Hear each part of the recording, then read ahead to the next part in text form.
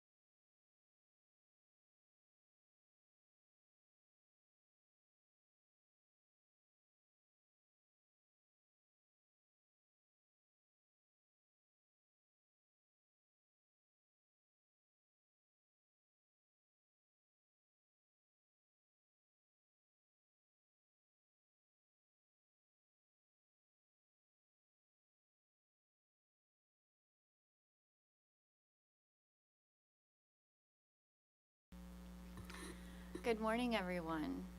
It is just after 10 a.m. and all the commissioners are present, so we'll begin the agenda meeting for today, Wednesday, January 14th.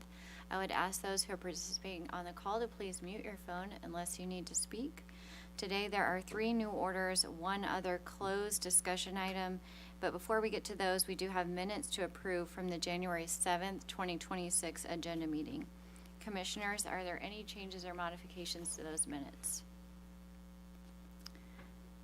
Hearing none, all those in favor of approving those minutes, please say aye. Aye. Those opposed? By a vote of 4-0, those minutes are approved. The first tariff and new order today is in file number OX-2026-0046.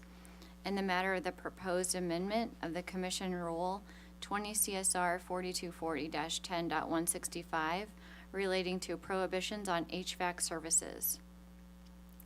This order is the final order of rulemaking to update the Commission's HVAC services rule to be consistent with changes from Senate Bill 4. The Commission received written comments and held a rulemaking hearing where additional comments were received. With that, I recommend we approve the order version number 1. Commissioner Coleman. I support the order. Commissioner Kolkmeyer. I support the order. Commissioner Mitchell. I'm in support of the order. All those in favor of approving this order, please say aye. Aye. Those opposed? By a vote of 4-0, that order is approved. Second tariff and new order today is in file number EX-2026-0171. In the matter of the proposed rule 20 CSR 4240-23040 on the state reliability mechanism. The order before us is a finding of necessity for the Commission to promulgate a new state reliability mechanism rule. This new rule is also a provision from Senate Bill 4 and requires that electric utilities provide the Commission with information that each electric utility can meet its customers' energy demands. In short, it requires electric utilities to show they have adequate resources. As part of the rulemaking process, the Commission will allow written comments and will also schedule a rulemaking hearing as an additional opportunity for stakeholders to comment. With that, I recommend we approve the order version number 1. Commissioner Coleman. I support the order. Commissioner Kolkmeyer. I'm in support of the order. Commissioner Mitchell. I'm in support of the order. All those in favor of approving this order, please say aye. Aye. Those opposed? By a vote of 4-0, that order is approved. Third tariff and order today is in file number ER-2024-0261. In the matter of the request of Liberty for authority to file tariffs increasing rates for electric service provided to customers in its Missouri service area. Empire initially filed this request for a rate increase to its base rates in November of 2024. Prior to this filing, Empire had last changed its base rates in June of 2022. Notably, this case has had a long, complicated, and particularly painful procedural history highlighted by the inability of the company to file an accurate rate request, the inability of the company to properly notify customers, and where we've spent most of our time on this case, the overwhelming inability for the company to bill customers properly and provide basic customer service. As this Commission has said before, we have heard the comments from customers, elected officials, the public at large, and looking forward, we expect Empire to make continued improvements, which is why the report and order before us focuses on those improvements. The order before us adopts a framework developed by staff and Empire and agreed to by MECG and Renew that requires Empire to make additional documented improvements in its billing practices before Empire is allowed to make a filing to change its rates. Staff is also required to monitor and review Empire's progress toward meeting these metrics and file a report with the Commission on Empire's progress. We heard from Empire at last week's hearing that staff is diligent in its review and follow-up on the customer service metrics.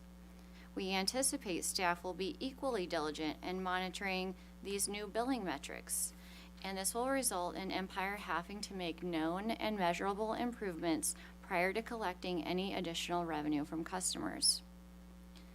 If Empire is successful in making billing improvements and meets the metrics for 3 consecutive months, Empire will be permitted to make a tariff filing to increase rates up to $97 million that has been agreed to and supported by the majority of the parties in this case.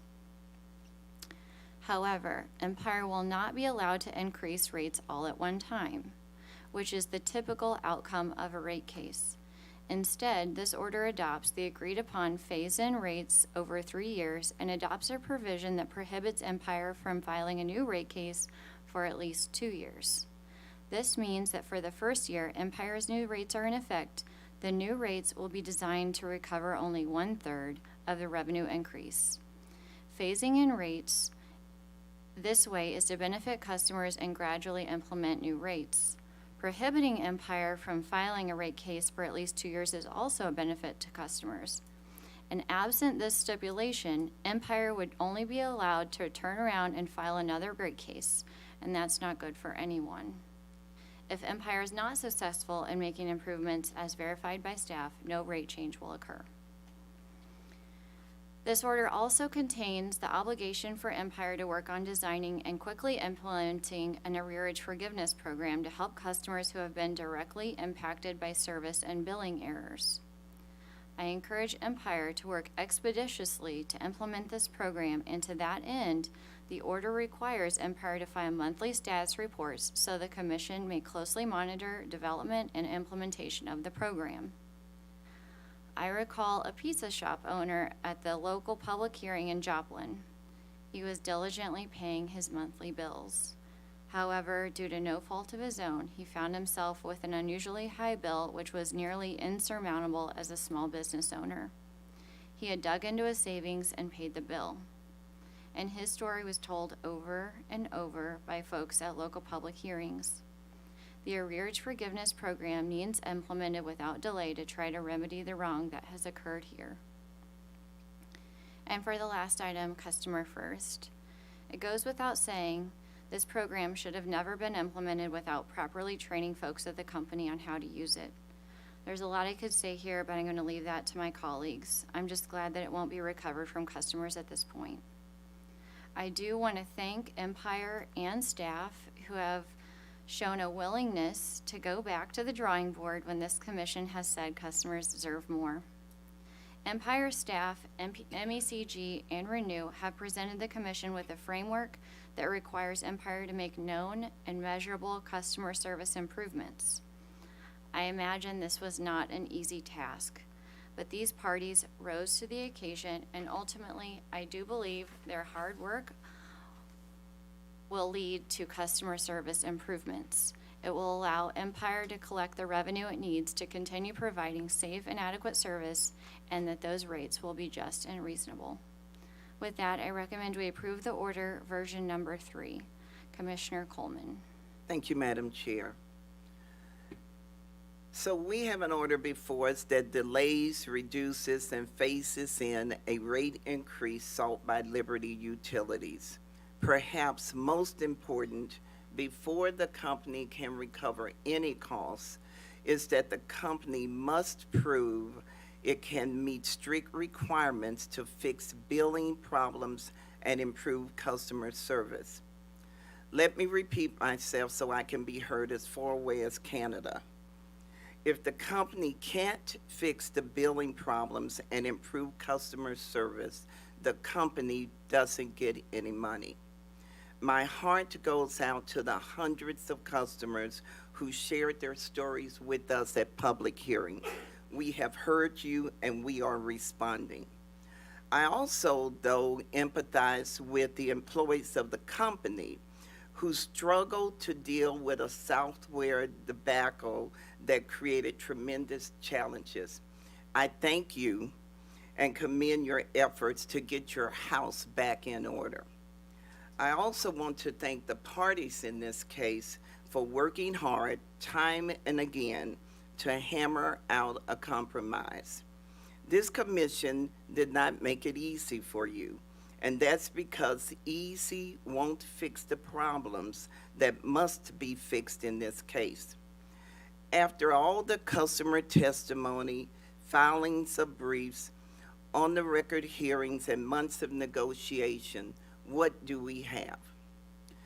One, a $152 million rate request that is cut to $32.3 million, phased in over 3 years and capped at $97 million. Two, customers will not pay the carrying charges or interest for the delay.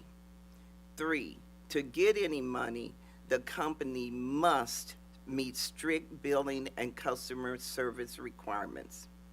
Four, the company will forgive $8.5 million in customers' unpaid bills and charges, late charges.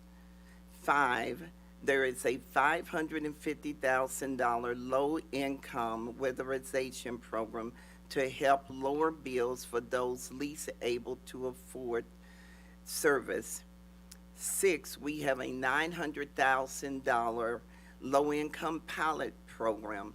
And seven, we have a $100,000 critical medical needs program. Under the law, the commission is required to allow utilities to recover prudently incurred costs. We have no choice. That's the law. I believe this order does that. There is no doubt that this company has very serious problems and absolutely unacceptable failures in serving their customers when this came to us. Now, there's a big difference between spanking a child and beating a child. My mama did know that difference, though. If some of the legal filings made by the Office of Public Counsel to try to dismiss this case had been accepted, it would have been more of a beating, and they would not have fixed the problems facing the customers OPC represents. I would like to compliment the parties in this case who worked constructively to fix these problems and reach this agreement. Compromises were made all around, and that is commendable. That's how problems get fixed. And again, let me say this so I can be heard as far away as Canada. These problems will be fixed. The goal of this commission is not to beat companies or let customers be charged one dime more than is legally required. The goal of this commission is to assure safe and adequate service at just and reasonable rates. I believe, Madam Chair, this agreement is the best way to reach that goal. Therefore, I support the order. Thank you for your comments, Commissioner Coleman. Commissioner Kolkmeyer. Thank you, Madam Chair.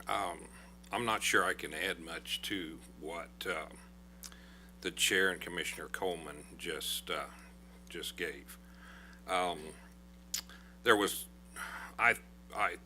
wholeheartedly agree with the matrix that was agreed to in the supplemental stipulation.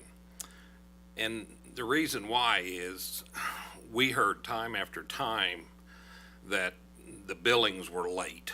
Well, one of the things that Judge Hatcher did was he asked several of those customers. We were told that this was taken care of. This is fixed. The problems are fixed. We're moving on. They're fixed. So they were fixed 6 months ago, 9 months ago, and what have you. And Judge Hatcher would ask these witnesses, customers, when did this billing problem take place, you know, and I'm in my mind thinking, okay, it's already been taken care of. It's 6, 9 months ago. And they're telling us it's 2, 3 months ago. So it hadn't got better. We were told it was getting better, and we were not seeing anything. So because of the metrics that are put forward, now there's going to have to show proof of pudding of what's going on before the company gets any rate increase. So I wholeheartedly agree with this order. Thank you, Commissioner Kolkmeyer. Commissioner Mitchell. Thank you, Madam Chair.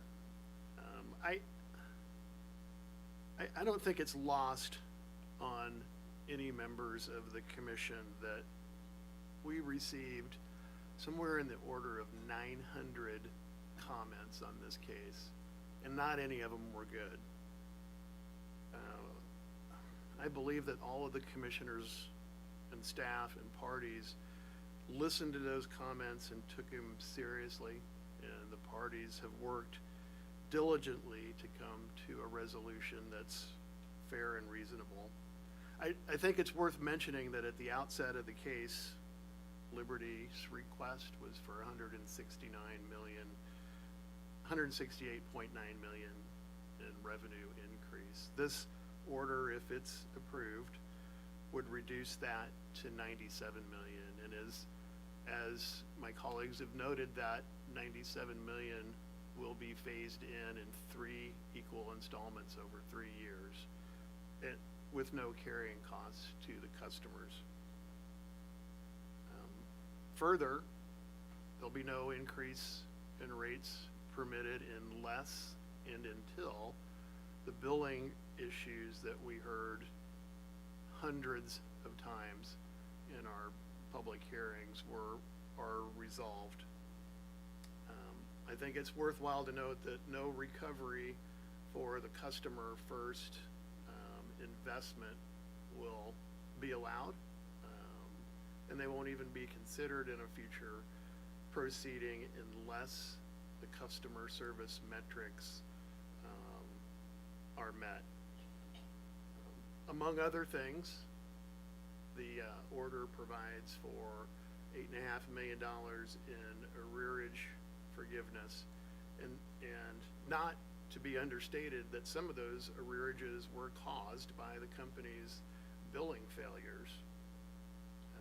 As a penalty for that behavior, there's a reduction in the return on equity of 100 basis points, which is, in my mind, a significant penalty for that.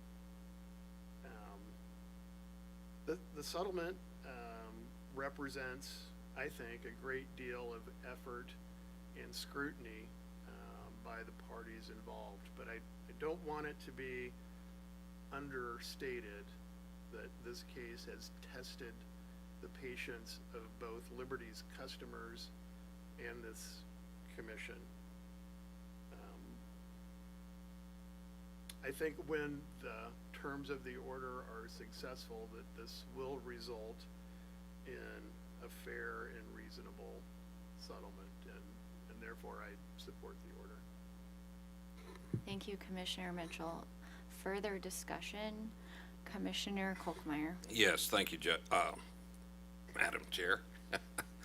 I omitted to say thank you to all the parties. This was not an easy case for anybody on either side, and I know there were some long, hard hours put in on this case, so I want to just thank all the parties that worked on this, so thank you. Thank you. Further discussion? Hearing none, all those in favor of approving this order, please say aye. Aye. Those opposed? By a vote of 4-0, this order is approved.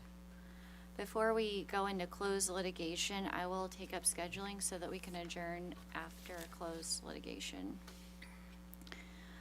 Scheduling, Wednesday, January 21st, we have agenda at 11 a.m. Wednesday, January 28th, we have agenda at 11 a.m. followed by USF board meeting at 11:30.